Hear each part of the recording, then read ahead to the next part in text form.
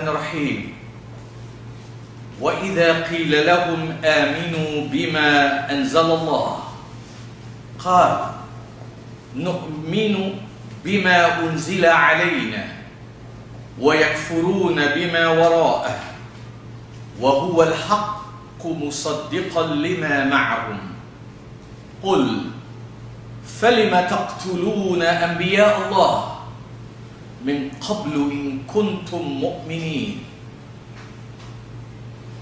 Dearest brothers and sisters, Assalamu alaikum wa rahmatullahi wa barakatuhu. That recitation of the Qur'an to initiate today's program was taken from chapter 2, verse 91. And to add to that, Allah tells us in chapter 2 of the Qur'an, verse 109, وَدَّ كَثِيرٌ مِّنْ أَهْلِ الْكِتَابِ لَوْ يَرُدُّوكُم مِّن بَعْدِ إِيمَانِكُمْ كُفَّارًا حَسَدًا مِّنْ عِندِ أَنفُسِهِمْ مِّن بَعْدِ مَا تَبَيَّنَ لَهُمُ الْحَقُّ فَاعْفُوا وَاصْفَحُوا حَتَّى يَأْتِيَ اللَّهُ بِأَمْرِهِ إِنَّ اللَّهَ عَلَى كُلِّ شَيْءٍ قَدِيرٌ. Dearest brothers and sisters, our viewers and our listeners, I have been exploring the Qur'an myself, and I have been delving into its archives, learning and establishing into myself more and more its epoch-making value system, so that I can able to see, figuratively speaking, with the Qur'anic lenses. And my discourse here with you and those in Canada and beyond is to give you a chance as well to see the wonders that I see. I have said before that the common denominator in most Muslim communities is that a kafir is somebody who is not, quote unquote, a Muslim. And everybody who says La ilaha illallah wa inna Muhammadan Rasulullah is considered to be a Muslim. And somebody for some reason don't say that, just he doesn't say that, right away he or she is considered to be outside of the Muslim community. As you and I have been learning that life is more than words. Words are part of life. Words ought to express what we represent and what we would stand for and what we would not be part of. But if words are most of what comes out of someone's life, then we know, then that's like a dead letter. The Qur'an teaches us that kufr, it's such a dangerous thing,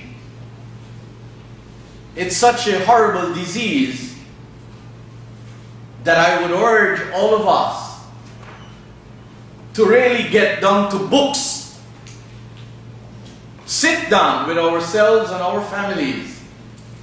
Organize tea parties and dinners and luncheon and seminars and explore what is kufr.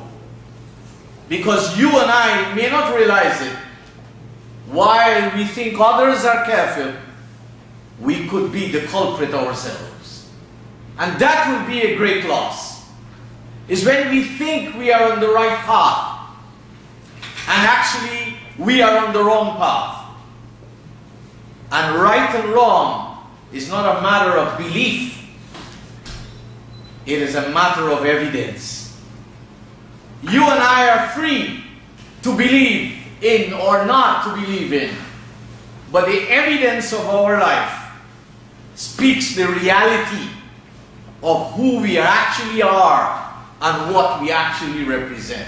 And that's why I say every week as I embark on studying more and more on the issue of kufr, I wish there were sessions, perhaps a few hours, where we could sit down and deliberate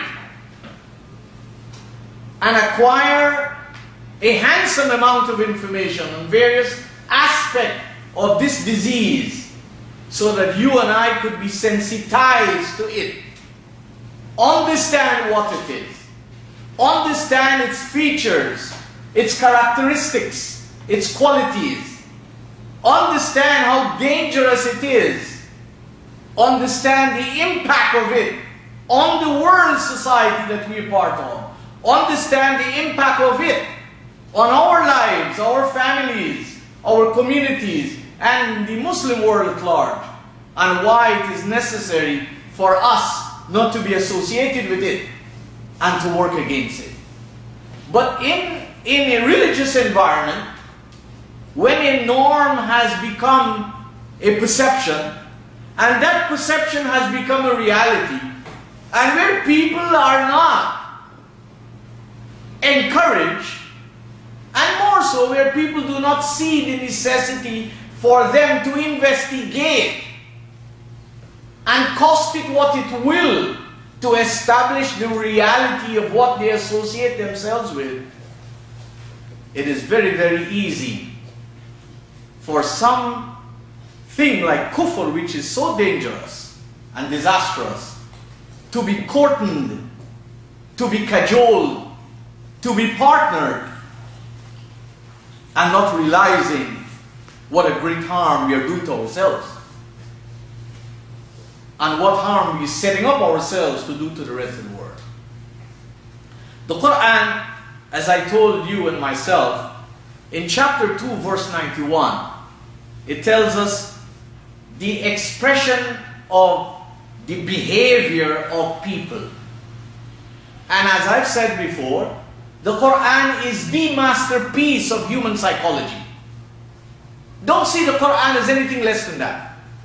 It is the masterpiece of human psychology because it tracks the history of human performances in different times, under different circumstances, in different parts of the world. So the Qur'an presents it to me and you. Why? Why do you think the Qur'an presents scenarios for you and I that we should ridicule those before us? No way. That we should learn.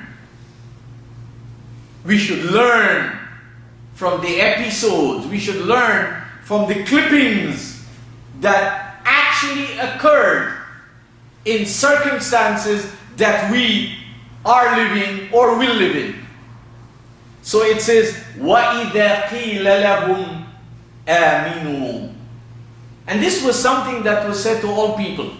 Nobody escaped that reminder. As the Qur'an is talking to me and talking to you, divine guidance in any age, in every time, was talking to people before you and me. And what it was said, simple. Aminu bima anzalallah. Hold on to what Allah figuratively have sent down. Every day Allah is sending down guidance to you and me. Every day Allah is sending down wisdom to you and me. Every day Allah is teaching you and me. How is teaching me and you? He's teaching me through my own life. He's teaching me through the life of my children. He's teaching me through the life of my friends. He's teaching me through the life of my neighborhood. He's teaching me through the life and the experiences of those who are near me and far from me. Only if I have an eye and an ear and a heart and a mind tuned to learn, I would learn the divine wisdom that is taught to me. If you think that Allah